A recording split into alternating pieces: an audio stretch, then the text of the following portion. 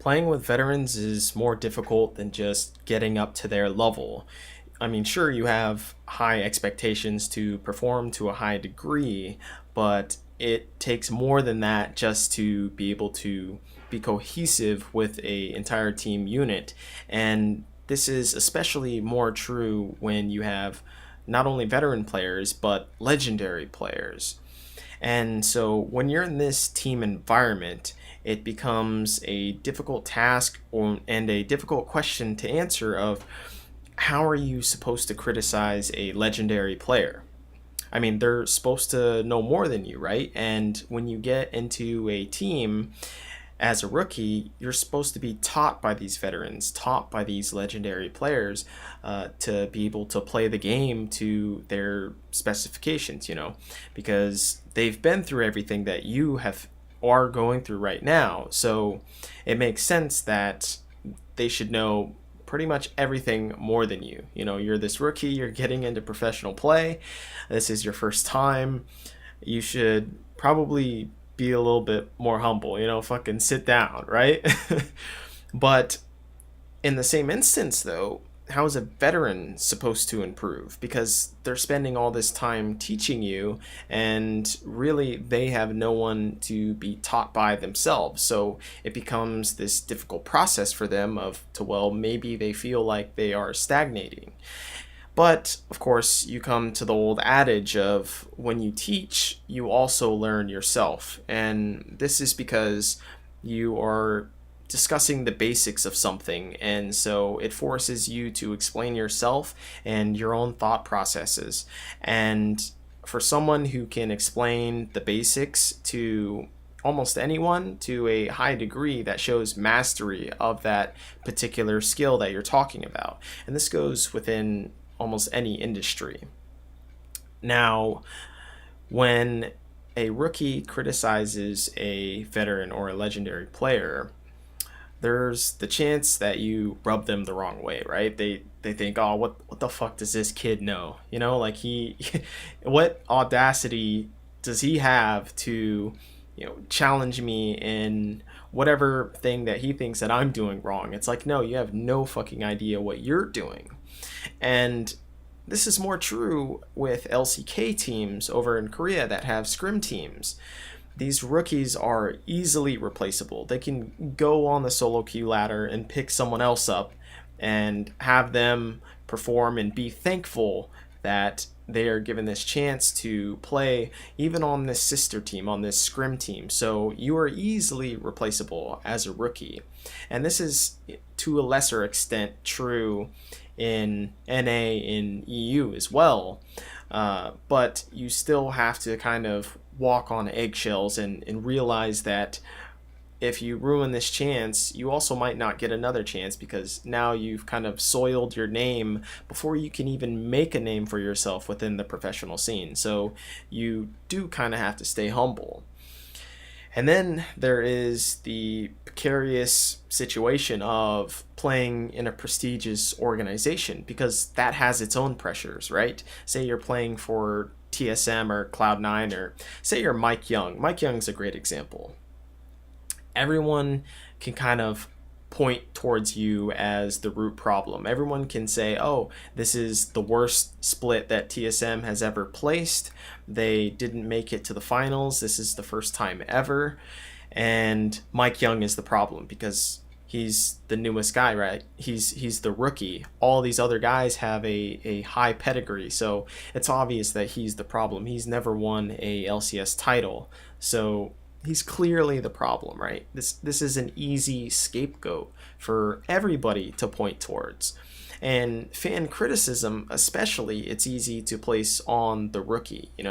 It's easy to say that he's not performing well, which he isn't. But it's easy to blame everything, all the team aspects, upon him. And then, of course, there are the veterans that can, kind of, I guess, demonically, lack of a better word, place you as the scapegoat, right? They can say, oh, well, we're going to switch out this person. We're going to switch out Mike Young because we feel he's just not up to par yet with us, and we feel like we can get someone who is a little bit more of a veteran and capable of doing the things that we ask of them and being more decisive in their shot calling or communication or whatnot. And he's just not up to the level that we expected him to be. And so suddenly all the burden goes on to Mike Young. And this is a difficult decision for him here because if you fail here, what's to say you'll succeed with lesser players, right? What's to say if you go from TSM over into Optic Gaming or something that you would do any better because now you aren't playing with this legendary squad. So you don't have all this star power to kind of cover up your weaknesses. So that situation I do not envy for Mike Young. And there's a difference between Mike Young and, say, Licorice, for instance. You know, they're both comparable rookies, and Licorice has done well, so it's difficult to blame him. So you're saying, well, Izento, like, what the hell are you talking about? Like, it Licorice is doing well, Mike Young isn't. It's a very clear difference, right? Well, not exactly, because I think jungle is a role which is probably one of the hardest. I would say next to support as well to transition into pro play. And not only that, it's hard to transition from team to team because this is a team role specifically because they kind of dictate the early pace of the game. So you have to be able to communicate well, you have to tell your team exactly what you want to do, what things are available, and you have to use that communication from all your different lanes in order to then make a decision for the entire map and structure how you guys want to play the early game. So I think jungle is a more difficult role in transitioning into pro play, and I think the situation that Mike Young is in is a little bit more difficult than Licorice's.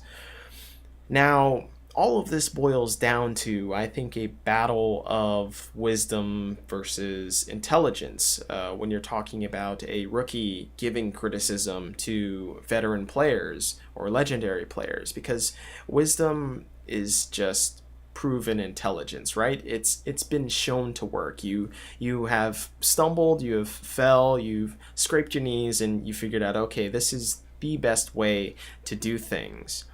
Versus intelligence. Intelligence is just something that's up to date, right? It's constantly improving, and you have this kind of knowledge to know exactly what in theory should be correct, right? It's logically applicable, but you actually haven't necessarily tested it out yet. That's where the wisdom part comes in. And so it's kind of a battle, right? It's a battle of, you know, rookies having this problem of gaining wisdom because it generally takes a significant amount of time to gain wisdom, whereas veterans often lack the ability to adapt to the current forms of intelligence.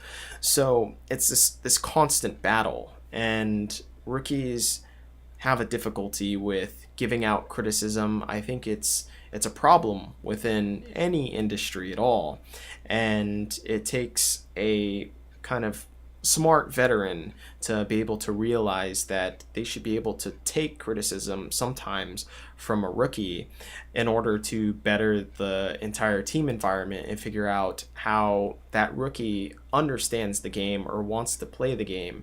And maybe you are wrong about something because, like I said, intelligence is often up to date, it's current, and if the logic is sound, then maybe you should try it.